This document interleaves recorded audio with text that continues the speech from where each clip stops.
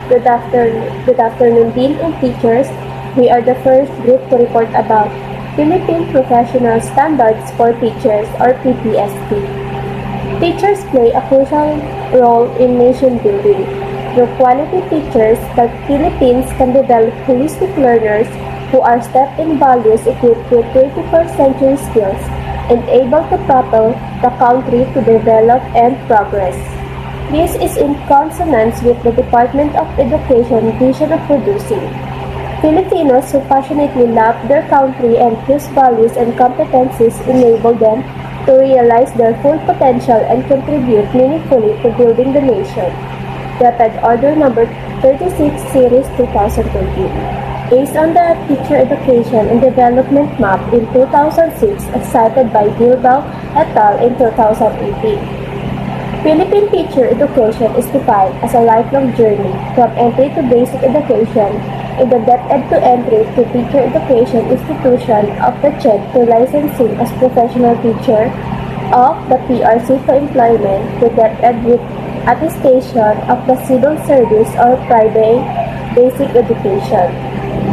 In both public or private education, a newly recruited teacher undergoes a teacher induction program led by the Teacher Education Council, and the private institutions are assisted by the Private Education Assistant Council.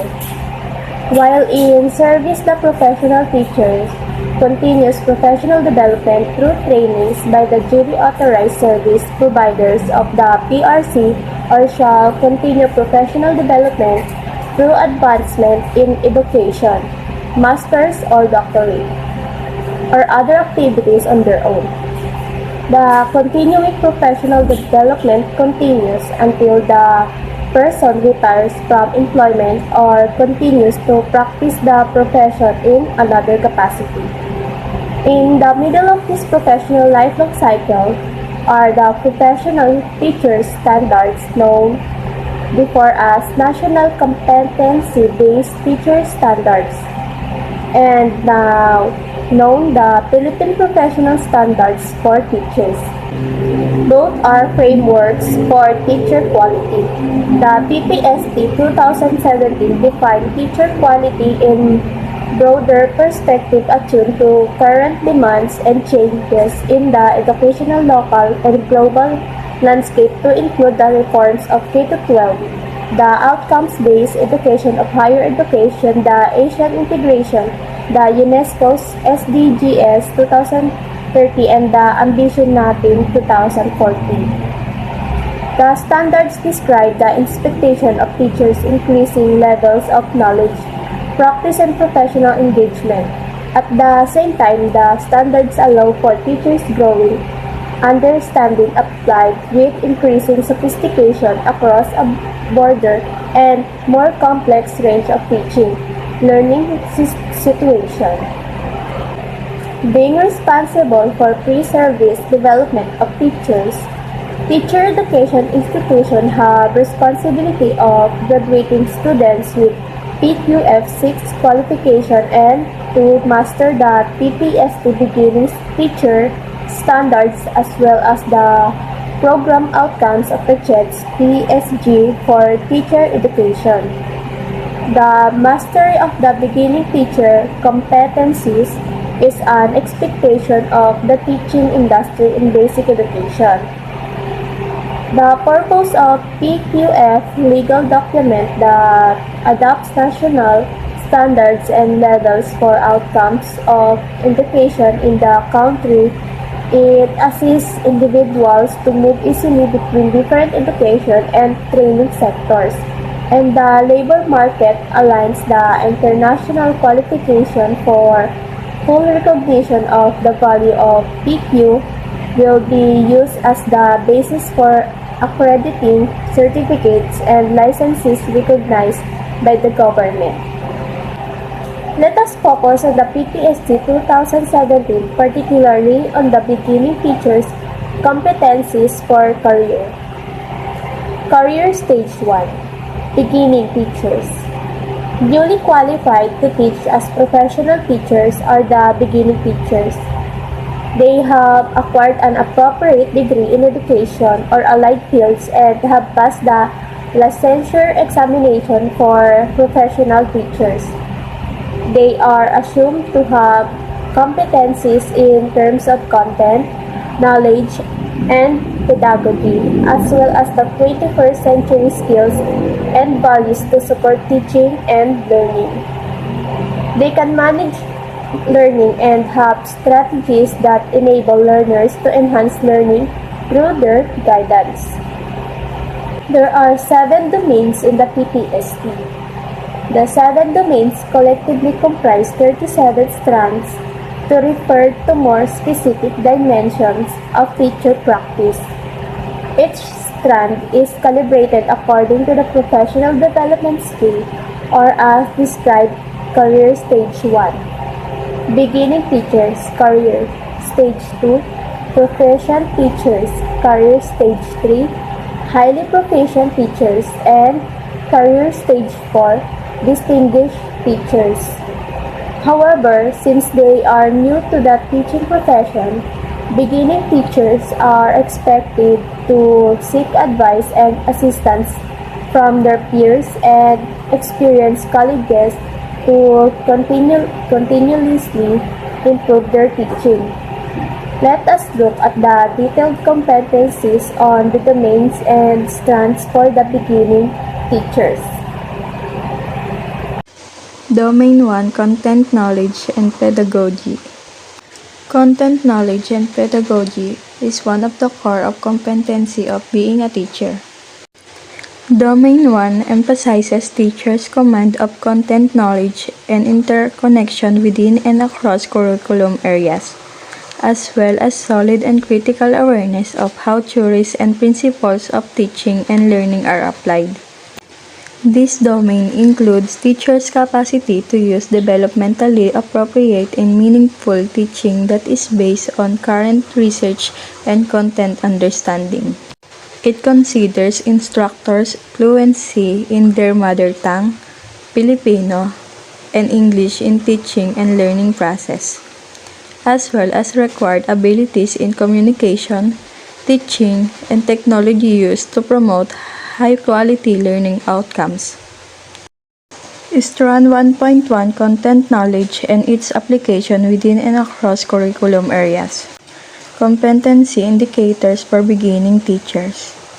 1.1.1 Demonstrate content knowledge and its application within and or across curriculum teaching areas.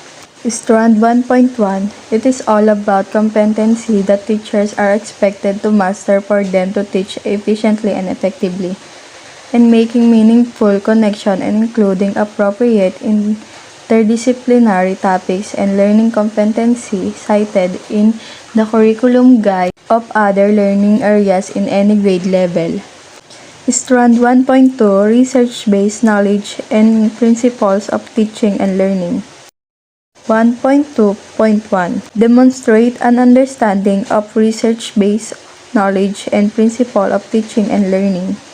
Strand 1.2 It is all about using research-based knowledge and principles of teaching and learning to enhance professional practice. Strand 1.3 Positive use of ICT. 1.3.1 Show skills in the positive use of ICT to facilitate the teaching and learning process. Strand 1.3 It is all about of using technology in a positive way. It is involved of teaching and learning resources.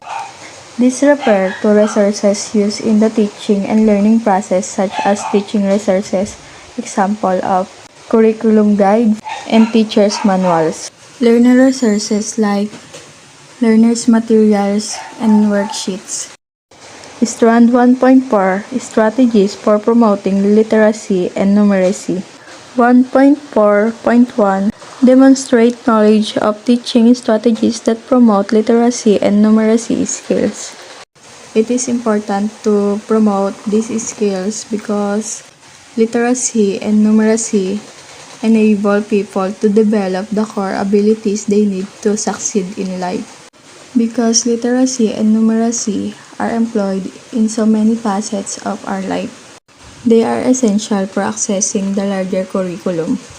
Strand 1.5 Strategies of Developing Critical and Creative Thinking, as well as other higher order thinking skills. 1.5.1 Apply teaching strategies that develop critical and creative thinking and or other higher order thinking skills. This is all about in teaching strategies. Strand 1.5 It is all about in teaching strategies. That refers to the structure, system, methods, techniques, and procedures that teacher uses during instruction. And also, teacher use these strategies to assist student in learning. Higher order thinking skills. These are complex thinking processes which include analysis, evaluation, synthesis, reflection, and creativity. Strand 1.6 Mother Tongue, Filipino, and English in Teaching and Learning. 1.6.1 Use of Mother Tongue, Filipino, and English Teaching and Learning. It is important to use the mother tongue in teaching to make it easier for the student to understand what the teacher is teaching. And using mother tongue helps a student develop their critical thinking and literacy skills. Strand 1.7 Classroom Communication Strategies. 1.7.1 Demonstrate an understanding of the range of verbal and nonverbal classroom communication strategies that support learner understanding, participation, engagement, and achievement. Communication happened in every time, situation, and places including school. School is a place where students build their connectivity and interaction with other students and also teachers. And during teaching and learning process, knowledge is transferred from teacher to students. Good communication is needed to make sure that everything is running well. And these strategies help the learners or student to continue a conversation when they do not know the words or the structures, and to gain confidence in speaking, to increase their fluency, to appear interested in communicating, and to develop a sense of autonomy. Learner safety and security. Demonstrate knowledge of policies, guidelines, and procedures that provide safe and secure learning environments. As a future educator or as an educator, kailangan nating ipakita at maging example sa mga student na sinusunod natin yung policies ng school. Ipakita natin na komportable yung environment na ginagalawan natin para isipin nila na it's a good environment to learn. Let's show some kindness to them para isipin nila na safe and secure yung learning environment ng school. When it comes to policies, guidelines, and procedure naman, maipapakita natin ito sa pamamagitan ng pagsunod sa mga ito para gayahin tayo ng mga bata. Kasi sa mata nila, tayo yung role model. Peer learning environment.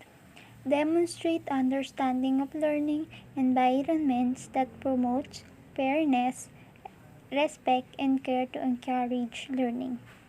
As a future teacher or as a teacher, we need to teach them how to be fair. Example, may student na nag-aaway. Siyempre, aawatin natin yun. Tapos, siyempre, paggagalitan natin sila or pagsasabihan. Pero hindi lang dapat yung isang papagalitan natin. Dapat both sila para maipakita natin sa mga bata na hindi tayo bias, na fair tayo sa lahat. Tapos yung respect naman, we need to show them na karespeto tayo.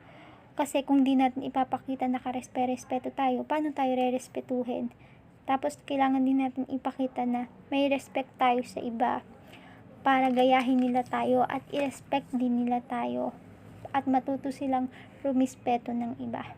Tapos doon napapasok yung care to encourage learning kasi mas maiengganyo silang mag-aral kung alam nilang may respect tayo at fair tayo sa lahat. Management of classroom structure and activities demonstrates knowledge of managing classroom structure that engage learners individually or groups in meaningful exploration, discovery, and hands-on activities within the available physical learning environments.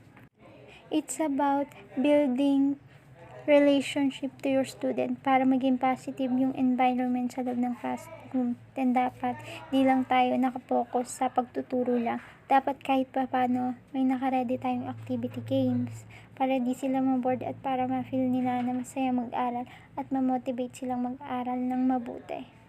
Kasi na-feel na nila yung connection with you and with your classmate at doon mabubuhay yung physical learning environment. Kasi nga, may games tayo which is physical.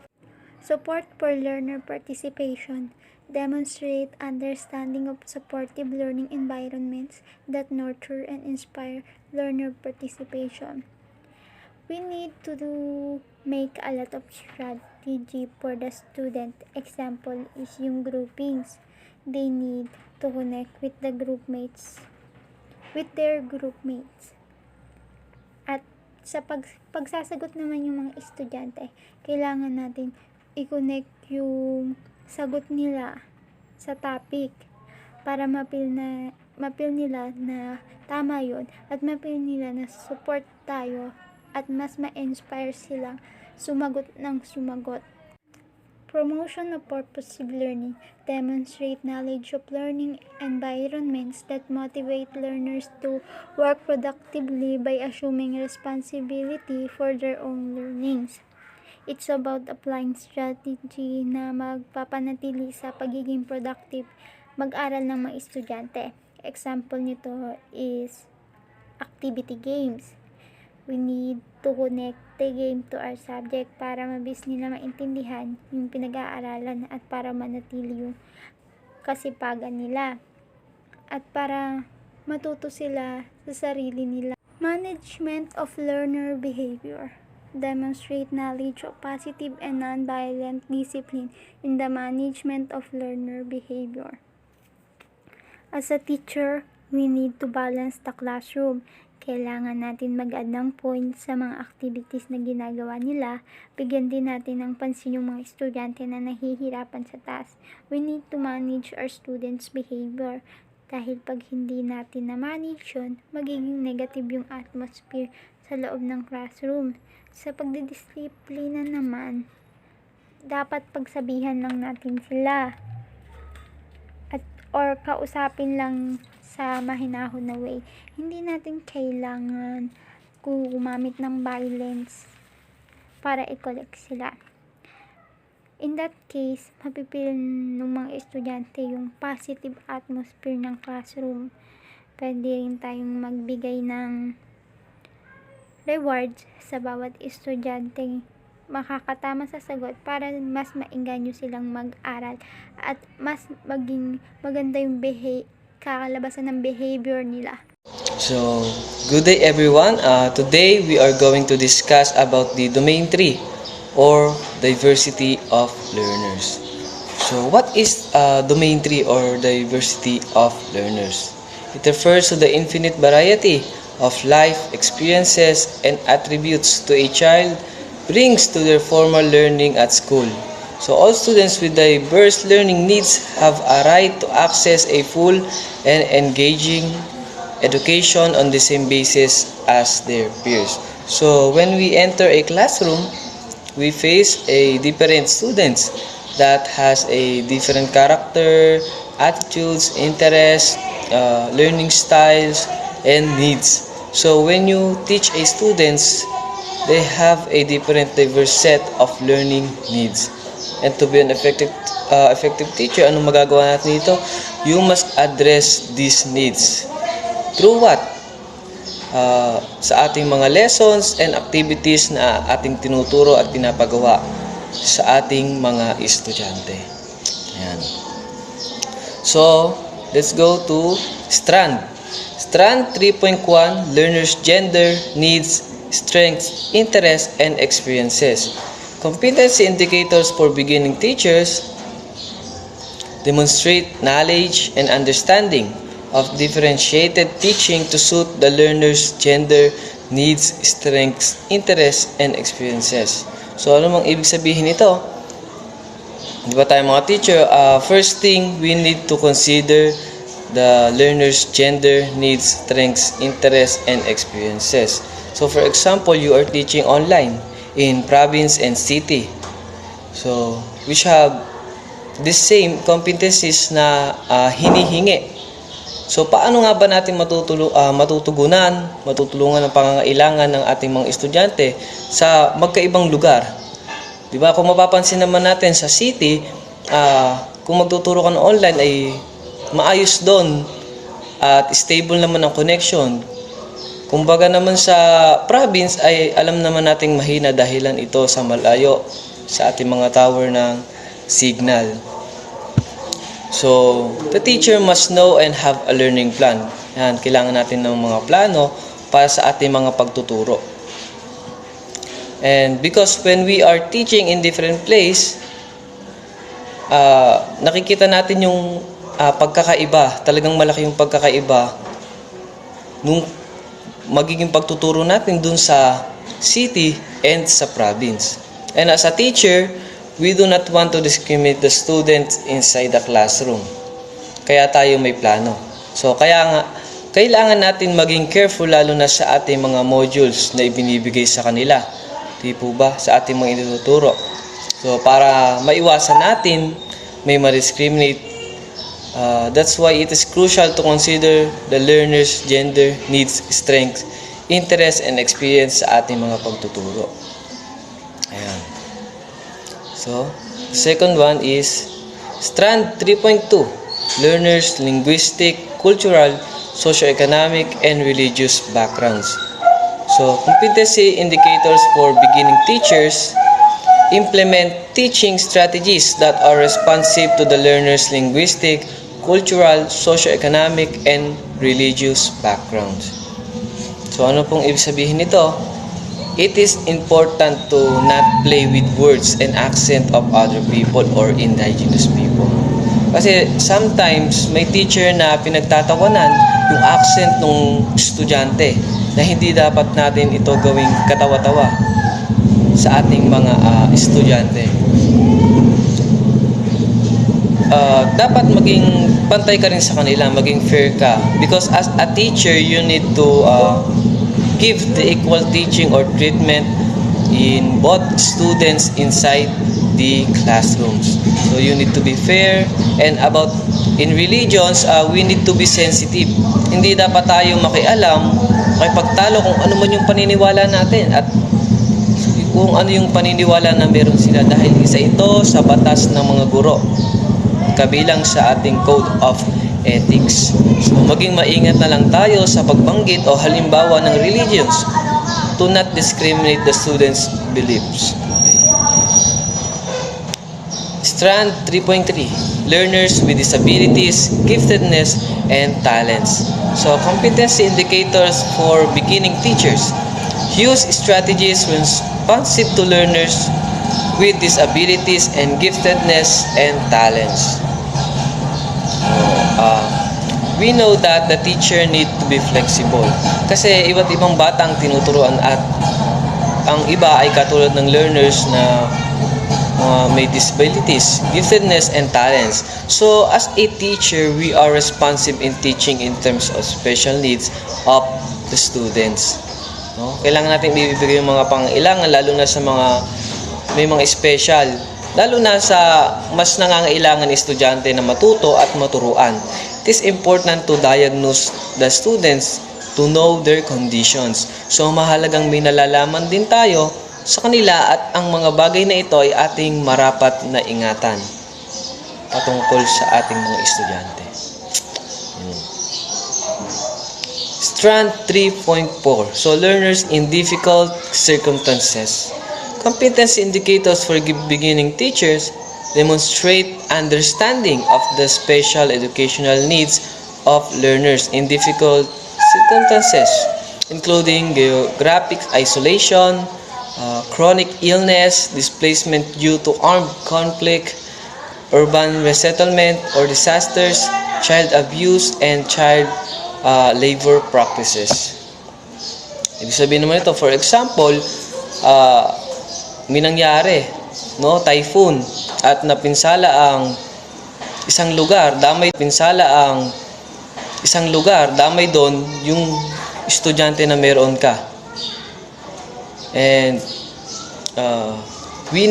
as a teacher, we need to consider also the other circumstances and other disasters na nangyayari sa ating mga lugar na nakaapekto sa ating mga estudyante.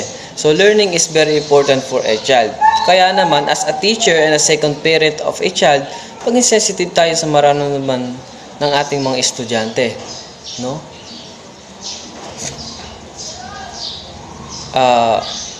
Kumbaga, ibigay pa rin natin sa kanila yung maitutulong natin bilang tayo, kanilang mga guro. At patungkol naman sa mga estudyante, kung may napapansin na tayo sa kanilang kakaiba, halimbawa nito na nakikita natin, napapansin na malungkot sila, ay huwag natin silang masyadong pagalitan kung meron man silang magawang pagkakamali. Kasi hindi natin alam na inaabuso na pala sila sa kanilang mga bahay. No? As a teacher, kailangan natin silang matulungan, mapayuhan, mapagmalasakitan natin yung ating mga estudyante. Kaya pakiramdaman natin at unawain din natin ang ating mga estudyante. We also consider the other students who have the part-time job.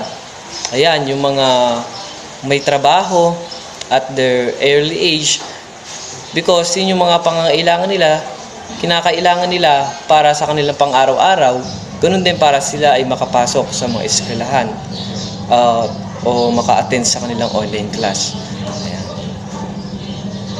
So, strand 3.5, learners from indigenous groups. Competency indicators for beginning teachers. So, demonstrate knowledge of teaching strategies that are inclusive of learners from indigenous groups. So, ano ang ibig sabihin nito? So, in teaching indigenous, we have to be careful. So, for example, in modules, kailangan natin muna alamin kung ano yung maituturo at ipapagawa natin na fit sa kanilang mga pag-aaral. So, for example nito, nagtuturo ka sa isang tribo. Tungkol ito sa fishing, di ba? At hindi mo alam na may pinagawa ka na activity patungkol sa fishing, and ang tribo nila is pinaka-main na pinagkukunan nila na resources is farming. So doon sila magaling kaysa sa fishing. No, dapat ayan mga bagay na dapat natin pag-isipan, na alamin muna natin patungkol sa kanila. Ganon din ay maging aware tayo sa kanila. Katulad na lang na tuturuan natin sila through online, and unlike sa ibang lugar na malakas ang signal at sa kanila naman ay mahina. Dahilan sila ay tribo-tribo na alam natin na sila ay mga nakatira sa iba't ibang island sa ating lugar o mga bulubundukin. Yan. Kaya kailangan may manalalaman din tayo patungkol sa kanila. Let's consider na sila nasa ibang lugar, talagang nahihirapan din sila sa kanilang pag-aaral. Online man ito o face-to-face. So, yun lang po. And I hope may mga naintindihan po tayo sa ating mga pag-aaral tungkol dito sa Domain 3. Ayan. Thank you po. Welcome to the fourth domain of the Philippine Professional Standards for Teachers. And this is very critical because we are talking about curriculum and planning, the essence of what we do with the classroom. Curriculum and planning. This is about planning and management of teaching and learning process. So, as teachers, you have to interact with the national and local curriculum requirements, and you also have to translate curriculum content into learning activities. You must know how to understand the curriculum guide, the teacher's guide, the teacher's manual, and then you also have to know how to come up with a lesson plan. And you also have to make sure that your learning plan is properly properly translated or applied in that classroom scenario. Next is learning outcomes aligned with learning competencies. You also have to identify learning outcomes that are aligned with learning competencies. So that's why the teacher's curriculum guide is very important for us to study, because that guide would give us the different learning competencies of a particular grade level. And there is a need to master all those, so that when you craft your learning outcome or your objectives, those objectives you'll be crafting should be aligned with the learning competencies as mandated by DepEd or by CHED. And at the same time, you can also ensure that your learning outcomes are aligned with the learning competencies. Kasi if there is no alignment between and among outcomes, competencies, and activities, as well as the subject matter, then you will not be able to ensure 100% of understanding sa mga estudyante mo.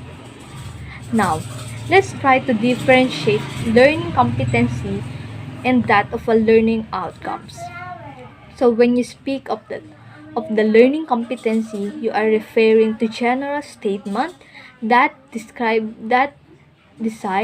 knowledge, skills, and behaviors of a student graduating from a certain program or a certain year levels. So it's a general statement of what you would want them to know, what you want them to understand, what you want them to acquire upon completing a certain program or a certain level. Now, learning outcome, on the other hand, is a statement that describes essential learning that learners have achieved and can reliably demonstrate at the end of a course or a program. So, these learning outcomes would be more specific than that of the learning competencies. We have mentioned a while back that the competency in the general statement of what you want your students to learn and acquire at the end of a program or at the end of a course. So the competency, this is the same for history. The competency or the general idea that I want my students to learn after the course is that the student would acquire strategies needed in decision making, problem solving, considering historic, contemporary, and controversial world issues. So that's the competency, and based on this competency, you can now come up with the more specific outcome.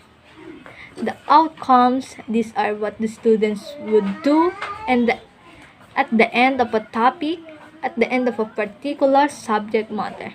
But these outcomes are based on the competencies. So the outcomes based on what would be used hypothetical reasoning processes, draw conclusions, offer solutions, recognize and analyze values upon which judgments are made.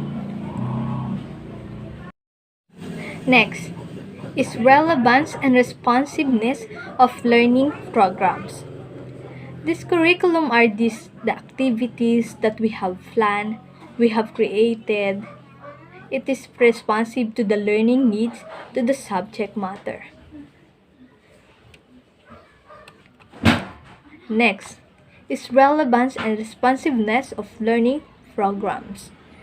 This curriculum are the activities that we have planned, we have created. Is it responsive to the learning needs, to the subject matter? And professional collaboration to enrich teaching practice.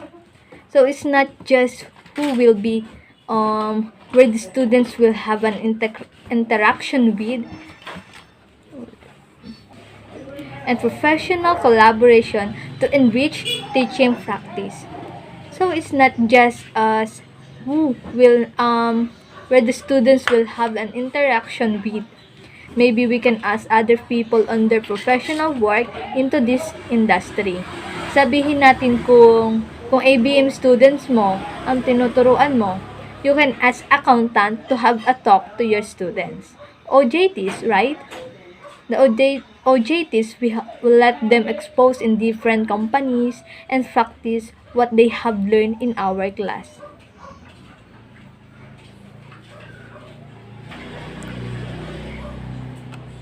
And professional collaboration to enrich teaching practice.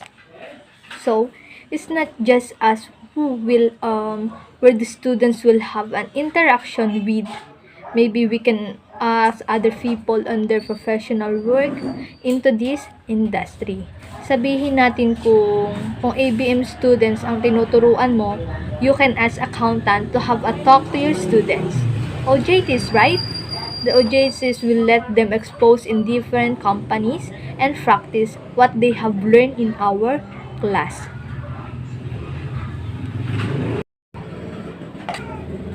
And last, teaching and learning resources, including ICT. So, for this one, again, natouch na naman si ICT because we cannot stop this integration of ICT in education. That's why we should always and last, teaching and learning resources including ICT. So for this one, again, na-touch na naman si ICT because we cannot stop the integration of ICT in education. That's why we should always know how to use ICT in improving our teaching. Bebe! Tama na mag-ingay.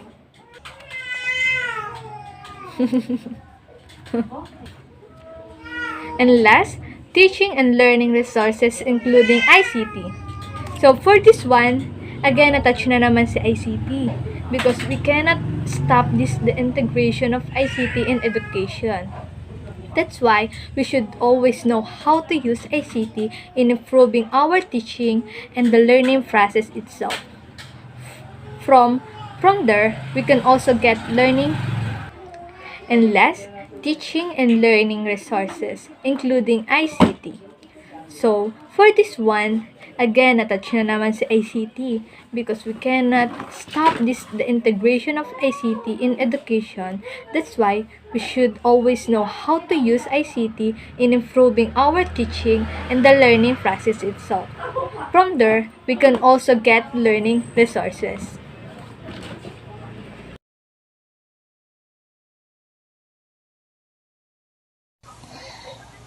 So let's have domain 5.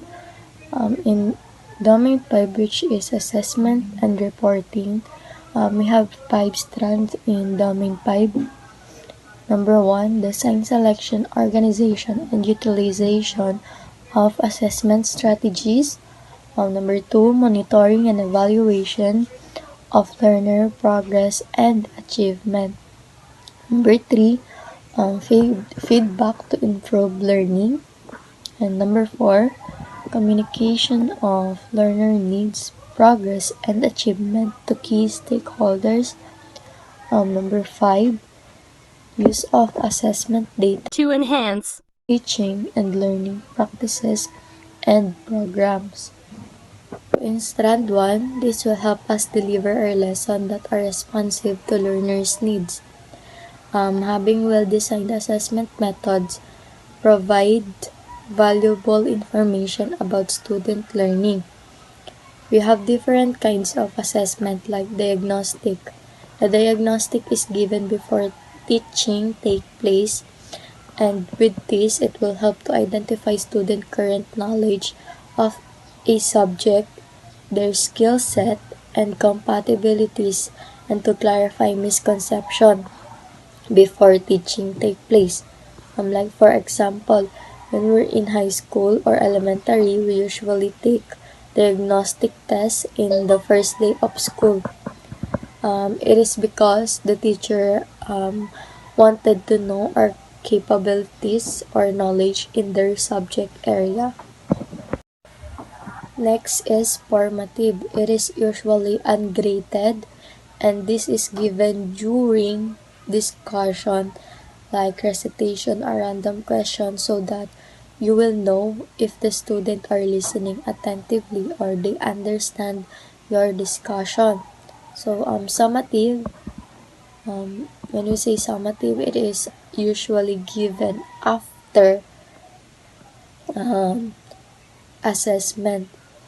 It contributes to the student grade or for example, we have we will give them quiz, exam, or performance tasks that will give after the discussion.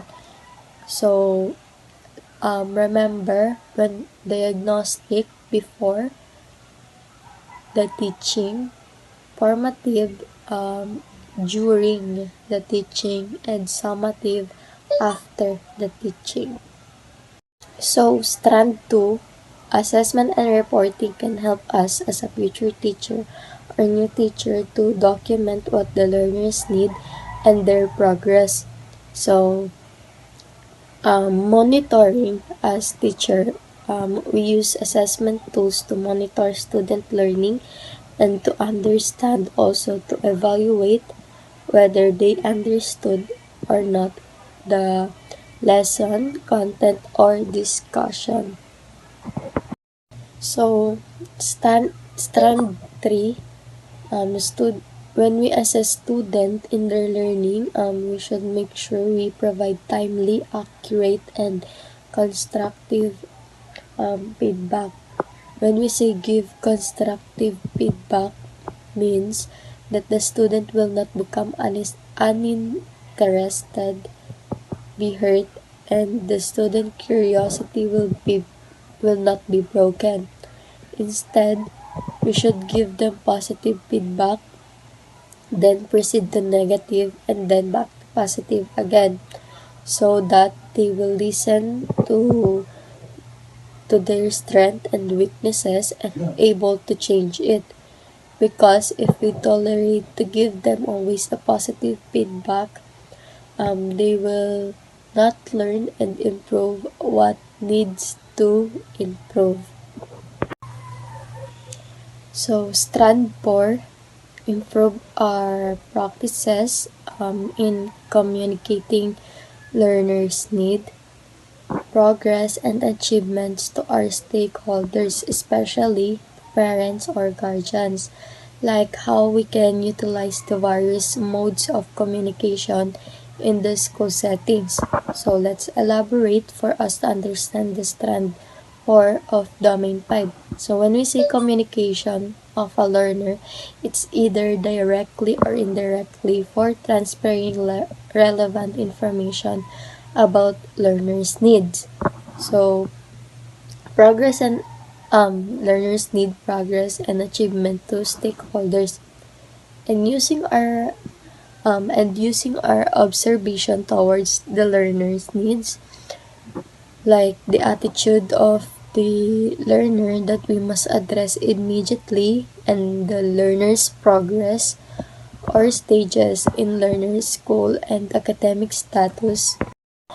So when we say learner achievement, it pertains to the remarkable curricular or co-curricular performance of learner recognized by the school. So the stakeholder is refers to internal, which is teacher, school administrator, and personnel, or external, parents, guardian, community, and industry partners, or individuals or group of individuals who participate or collaborate towards the attainment of school academic and institutional goals. So this will help to for us to understand or communicate to the student, not just student, but the whole community of school. So in strand 5, assessment data is one of the most powerful tools in our classroom. So it is an important piece of teacher instruction, comes from how they utilize this data. So data needs to be collected, evaluated, and put to use through instruction and student intervention in learning. So how effectively use assessment data will impact student learning in the best way as possible. It is important to consider how the best measure the learning that we want our student to achieve. So assessment should integrate grading, learning, and motivation for our student. This tell us what student learn, how will they learn it, and where they struggle. So having good assessment allow us to answer that questions. So, good day everyone. I am Siren May Velasco and I will be here to discuss the domain 6, the community linkages and professional engagement. So, this domain is one of the 7 domains of the Philippine Professional Standard for Teacher. So, what is community linkages? It is a community group that strengthens the links between the school and community, that bond together to support learning, that also help teacher in molding our learners to be a better person. It also interconnect the resources and strategies that enhance communities to support all students and the people in the community. And the professional engagement is being a professional to interact with others, or being a professional teacher that interacts with students, colleagues, parents, or guardians, and the community that will help them to expand their professional learning. It is also a collaborative model of interaction between institutions of higher education and the communities that improve their teaching abilities, that will provide the student a better learning. So let's move to the fourth strand of domain 6. So the first strand of domain 6 is the establishment of learning environment that are responsive to community context.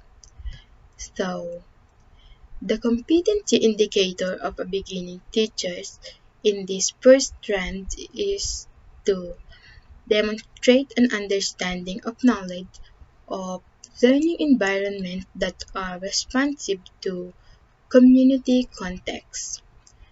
So, according to this strand, a teachers need to maintain a learning environment that are responsive to community context by establishing a very good school community partnership, because you are a part of the community. We are part of the uh, community. So, as a person or as a teacher, you have to work well with with the people in your community to make your relationship or your connections with people in your community stronger. So, for the next strand of the main 6 is the engagement of parents and the wider school community in the educative process.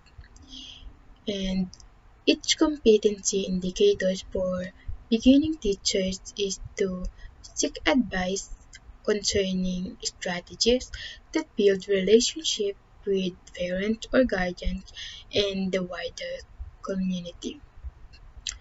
Uh, these trends involve parents in sharing accountability for learners' achievement through parent-student partnership in the usage of learners' materials, parent attendance in meetings related to student performance in school.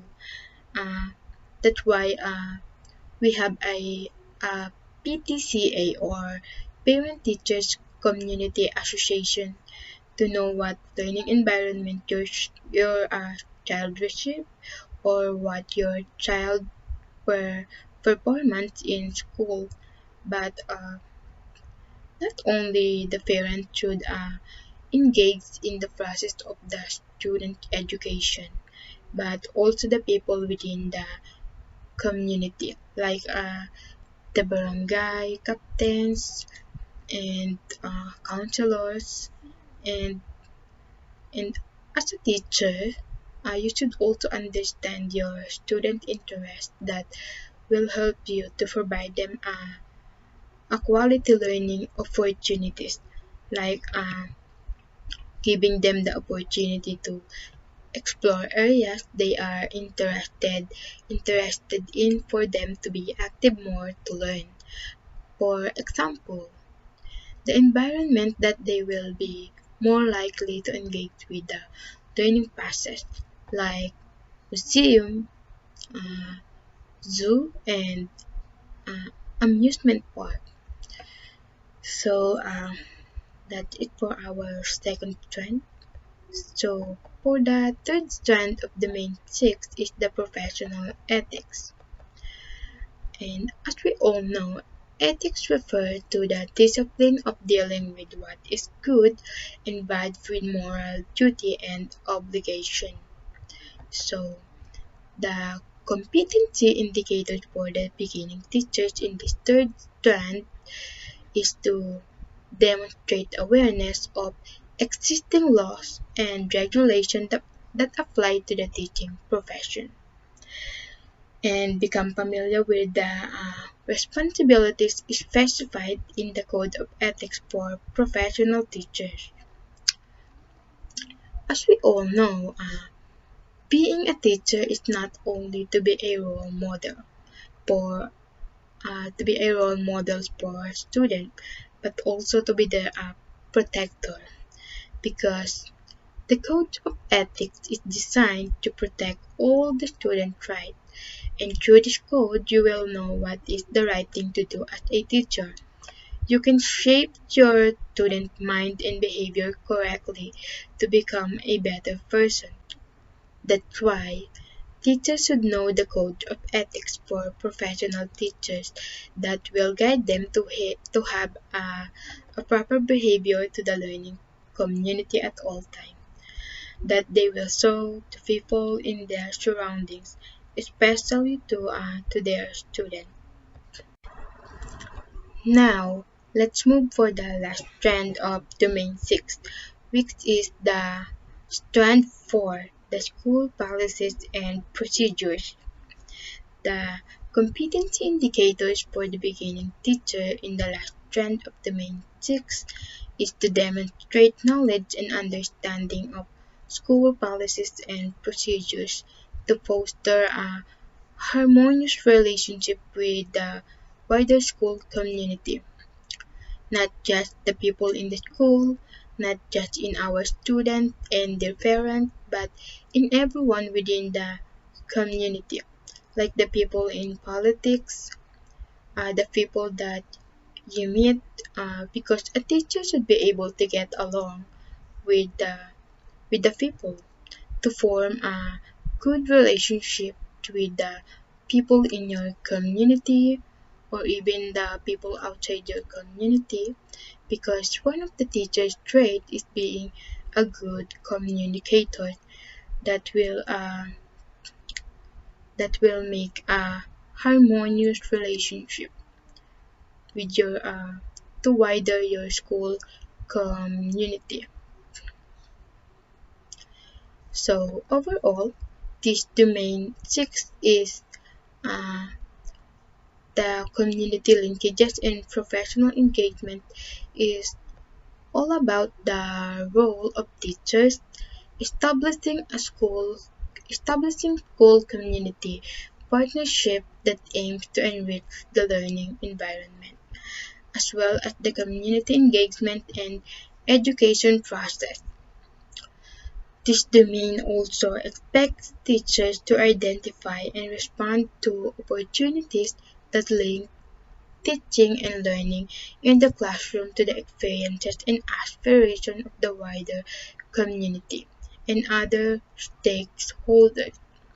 Uh, it is also about how important for teachers to understand and carry out their responsibilities in sustaining professional ethics, accountability, and their transparency in order to promote to foster a professional and harmonious relationship with student, parent, and the wider communities.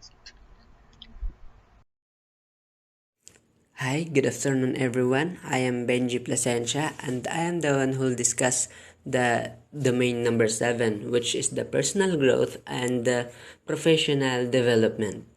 For the number 1, we have the philosophy of teaching. Articulate a personal philosophy of teaching that is learner-centered. Especially for today's generation, the learner-centered is the most accurate to use because I believe that the more the students ask, the more they learn. Second one is the dignity of teaching as a profession. Demonstrate behaviors that uphold the dignity of teaching as a profession by exhibiting qualities such as caring, attitude, respect, and integrity. As we all know, this is the primary behavior that we have as a teacher, even we are a beginners or not, especially the integrity, because as a teacher we must have to do the right thing even no one is watching, especially for giving grades to our students. We don't have to be favoritism. We always stand for the truth and we always make the right decision. The next is the professional links with colleagues. Seek opportunities to establish professional links with the colleagues. As a beginning teachers, we always seek for how to be professionals, and it will helps a lot your colleagues and also your co-teachers, especially to those colleges that are teaching above from 10 years that have more experiences in life and in teaching. And for the next one is the professional reflection and learning to improve practice. Demonstrate an understanding of how professional reflection and learning can be used to improve practice. After the lessons, we must think and reflect ourselves if we reached our expected performance that can improve our teaching strategies and techniques to become a professional. And for the last one, we have the professional development. Demonstrate motivation to realize professional development goals based on the Philippine Professional Standards for Teachers. The Philippine Professional Standards for Teacher defines a quality of a teacher. The Philippines standards describes expectations of teachers' increasing levels of knowledge and practice and professional engagement. We must always see and think or realize if it is based on the PPST of our development. Because if it is not based on the Philippine Professional Standard for Teacher, maybe we are not developing or develop our self and our profession. And maybe also we are in the wrong development goals. And that's all I have to say. Thank you.